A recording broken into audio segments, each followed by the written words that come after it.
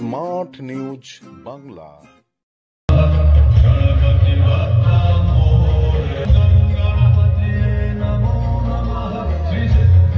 প্রথমে আমরা আমাদের প্রেসিডেন্ট ক্যালকাটা স্পোর্টস জার্নালিস্ট ক্লাবের প্রেসিডেন্ট শুভেন রাহা বরণ করে নিচ্ছেন।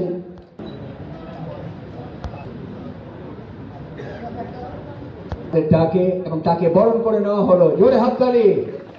বিভিন্ন বিভাগে পুরস্কার বিতরণী শোভা সারলেন কলকাতা স্পোর্টস জার্নালিস্ট ক্লাব।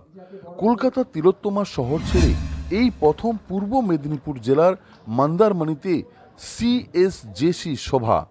এই পুরস্কারগুলি গ্রহণ করলেন জেলার বিভিন্ন বিভাগের এবং শহরের বিভিন্ন বিভাগের দিকপালরা উপস্থিত ছিলেন এবং যাদের মধ্যে অন্যতম ছিলেন দীপা মালি।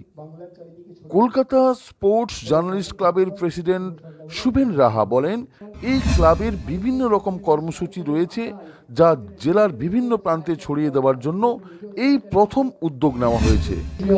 ডেভিডকে দেখে এবং একের পর এক বৈতরণী পার করছে David Mohammedan sporting club. Gymnast হিসেবে দীপা কর্মকারের পর প্রতিনিধিত্ব করেছেন। একটা জোরে হাততালি হয়ে যায় এই মুহূর্তে প্রণতির জন্য। তার হাতে পুরস্কার তুলে ছাত্র, মাত্র 18 বছর বয়স এবং ইন্ডিয়ার সিনিয়রে রিকার্ভ আর্চারিতে পার্টিসিপেট করেছেন। 20 বছর তারা কিন্তু জাতীয় চ্যাম্পিয়নশিপের ফাইনাল খেলেছে, তার মধ্যে 2019-এ চ্যাম্পিয়ন হয়েছে।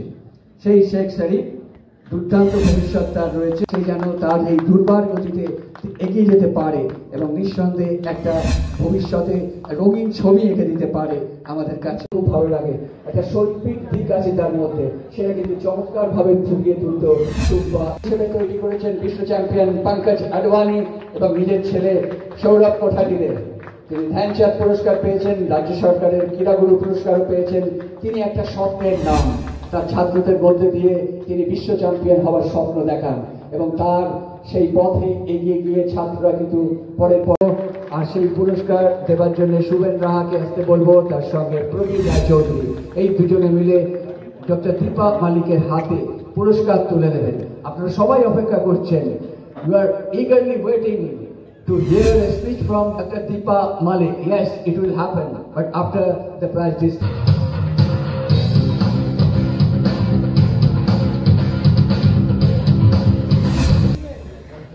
একটু ঘুরে এদিকটা ভাই।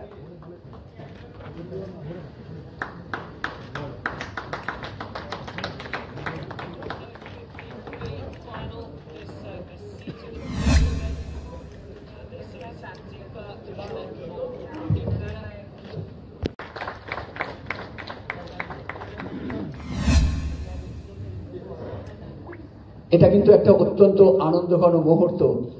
ডক্টর দীপা মালিকের উপস্থিতি নিঃসন্দেহে প্রাঞ্জল করে তুলেছে আজকে সমগ্র পরিবেশটাতে। Smart news Bangla. Smart news Bangla.